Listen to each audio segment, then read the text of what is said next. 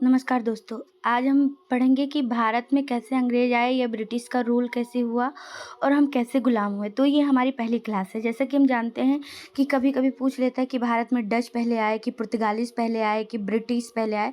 तो उस हिसाब से मैंने अपनी इस क्लास को ऐसे टाइमलाइन से बनाया कि मैं सबसे पहले जो आया है उसी का मैं हिस्ट्री आपको पढ़ाऊँगी। उसके बाद में फिर जो लाइन बाय लाइन पढ़ेंगे, इससे हमारा एक कॉन्सेप्ट क्लियर रहेगा कि कौन पहले आया। क्योंकि क्लास में हमें ये याद हो जाएगा कि अरे पहले कौन आया था, हमने पहली क्लास कैसी पढ़ी थी या किसकी पढ़ी थी।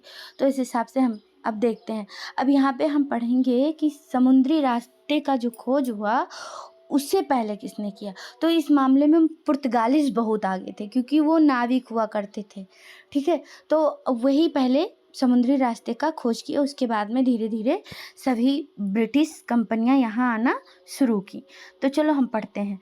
जब 15वीं शताब्दी के अंत में समुद्री खोजों का युग शुरू हुआ, तब यूरोप के देशों की नज़र में भारत एक सोने की चिड़िया थी, जैसे समृद्धि पर टिकी हुई थी, ठीक है। मसाले, रेशम, कपड़ा, कीमती पत्थरों के व्यापार ने भारत को विश्व व्यापार का केंद्र बना दिया था। 15वीं शताब्दी में ही नहीं, केंद्र तो था ही भारत, पर प्राचीन काल से ही भारत सोने की चिड़िया थी और व्यापार का केंद्र था, क्योंकि भारत बहुत ही संपन्न देश था। अब यहाँ हम समझेंगे जो इसमें कहा गया है कि पहली बात तो वो यहाँ पर रुकने या हमारे ऊपर शासन करने नहीं आए थे। शुरुआती दौर से वो ऐसे नहीं आए थे। पहले क्योंकि ब्रिटिश में होती है बहुत ज़्यादा ठंड, जो वहाँ के लोग हैं उधर एरिया ठंडक होती है। वहाँ का भौगोलिक स्थिति इस प्रकार से कि वहाँ ठंडक होती है, तो वहाँ पे मांस वगैरह अधिक खाया जाता है। इसलिए इसलिए वहाँ के लोग मसाले, और जो कि भारत में हैं अच्छे अच्छे मसाले थे, उन मसालों को लगाकर अगर मीट को रख दिया जाए तो मसाले बहुत दिन तक ख़राब नहीं होते, मीट बहुत दिन तक ख़राब नहीं होते थे और काफ़ी दिन तक चलते थे और टेस्ट भी अच्छा लगता था। तो सबसे बड़ी बात ये थी कि वो लोग भारत में इसी का व्यापार करने अधिक से अधिक आते थे। जब कुस्तुनतुनिया नामक राज्य ने मतलब उधर का रास्ता बंद हो गया, तो ये एक रास्ता उन्हें खोजना पड़ा। फिर वो उन्होंने खोजा और वो व्यापार करने भारत आए। अब यहाँ पे हम देखेंगे main point exam of view से कि 1498 में, विशेष ध्यान देना, 1498 में वास्को डी गामा ने कालीकट पहुंचकर भारत और यूरोप के बीच सीधा समुद्र मार्ग स्थापित किया। यह घटना भारत में यूरोपियों के आगमन की शुरुआत थी, ठीक है। हम देख रहे हैं क्वेश्चन आता है कि कब आए, तो 1498 में वास्को डी गामा आया, ठीक है, कालीकट पे। कहाँ पे? कालीकट। ये हम बहुत ही ध्यान से पढ़ेंगे। यहाँ इतनी चीज़ें हमें याद होनी चाहिए क्योंकि एग्जाम ऑफ व्यू से बहुत ज़्यादा ही इम्पोर्टेंट है, ठीक है। उन्होंने 1498 में वास्को डी गामा कालीकट पहुँचा और फिर समुद्री रास्ते का खोज हुआ। वो फिर मसालों को लेकर वापस चला जाता है अपने यहाँ पे व्यापार, यहाँ पे सारी चीज़ें खरीदता है और उसे लेकर वो स्पेन वापस चला जाता है। जब वहाँ पर जाता है तो वो 60 गुना ज़्यादा मुनाफा कमाता है। कितना? 60 गुना। तो वहाँ फिर उसे फ़ायदा होता है, बेचकर वो फिर आता है। क्या वो एक ही बार नहीं आता है, 2-3 बार आता है वो व्यापार करने के लिए। इसी तरह से वहाँ पे स्पेन में जाता है, इसका व्यापार देखते हैं लोग। फिर जितने भी व्यापारी थे वो भारत आकर व्यापार करना चाहते थे और वो आना लाइन बाय लाइन शुरू कर देते हैं। उसके बाद में हम पढ़ेंगे स्थापना की पृष्ठभूमि, मतलब पुर्तगाल कहाँ आए और उन्होंने पहले कहाँ पे व्यापार करना शुरू किया, इस तरह से हम पढ़ेंगे। पुर्तगालीज़ पहले से ही समुद्र व्यापार में सक्रिय थे, जैसे कि मैंने बता दिया पहले।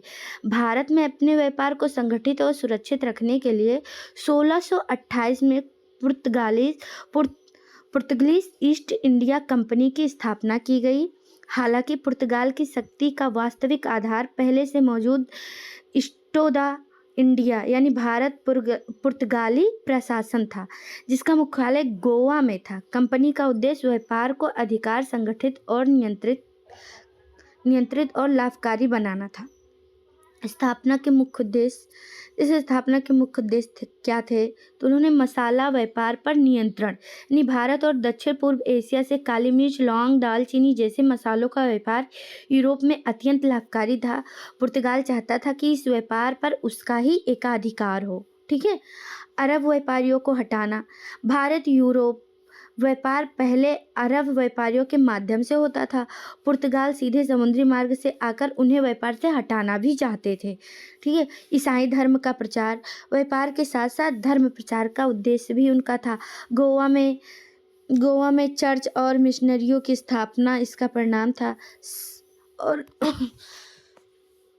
सामरिक नियंत्रण, समुद्री मार्ग और तटीय बंदरगाहों पर कब्जा कर एशिया में अपनी शक्ति स्थापित करना भी प्रमुख लक्ष्य था। ठीक है, लक्ष्य था। उदाहरण गोवा, दमनदीप आदि। हम पढ़ेंगे महत्वपूर्ण तथ्य पॉइंट ऑफ एग्जाम व्यू से। ठीक है। कब आया? 1498 में वास्को डी गामा कालीकट आया। 1510 में गोवा पर पुर्तगालियों का अधिकार हो गया। 1628 में पुर्तगाली ईस्ट इंडिया कंपनी की स्थापना हुई। पुर्तगाल ने भारत में कॉर्डेज प्रणाली लागू की। समुद्री व्यापार के लिए लाइसेंस प्रणाली, भारत में यूरोपियों में सबसे पहले आगमन पुर्तगालियों का हुआ। ठीक है। प्रभाव एवं परिणाम पढ़ेंगे हम। भारत में समुद्री व्यापार का नया युग शुरू हुआ। अन्य यूरोपीय शक्तियाँ डच, अंग्रेज और फ्रांसीसी भी भारत आईं। भारत में उपनिवेशवाद की नींव पड़ी और निष्कर्ष इसका क्या हुआ हम पढ़ेंगे। पुर्तगाली ईस्ट इंडिया कंपनी केवल एक व्यापारिक संस्था नहीं थी, बल्कि वह भारत में यूरोपीय साम्राज्यवाद की पहली संगठित कड़ी थी। मसालों की खोज से शुरू हुआ यह सफ़र धीरे धीरे राजनीतिक नियंत्रण और उपनिवेशवाद में बदल गया। अब इस पे हम आपको एक क्वेश्चन देते हैं, आप इसे करिएगा। क्या पुर्तगालियों का उद्देश्य केवल व्यापार करना था या वे भारत पे सत्ता भी स्थापित करना चाहते थे? ठीक है। अब हम इस पे आधारित कुछ 10 महत्वपूर्ण क्वेश्चन भी पढ़ लेते हैं, जिसे हमने जो ऊपर पढ़ा है वो हमें याद हो जाए। भारत में सबसे पहले किस यूरोपीय शक्ति का आगमन हुआ?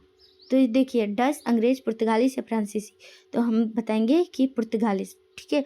वास्को डी गामा भारत के किस स्थान पर 1498 में पहुंचा? कालीकट।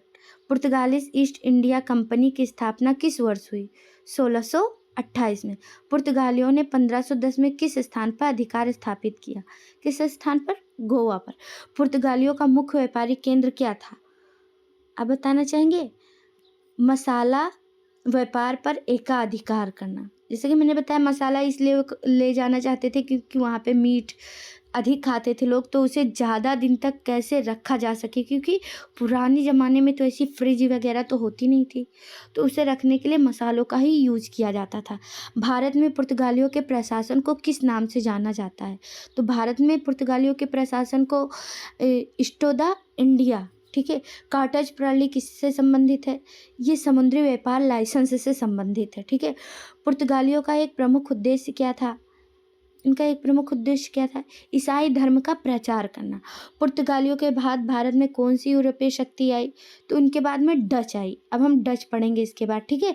भारत में यूरोपीय उपनिवेशवाद की शुरुआत किसके आगमन से मानी जाती है? तो किसके? पुर्तगालियों के आगमन से मानी जाती है। तो यहाँ तक हम पढ़ लेंगे, फिर अगली क्लास फिर पढ़ेंगे। Thank you for watching and subscribe my channel.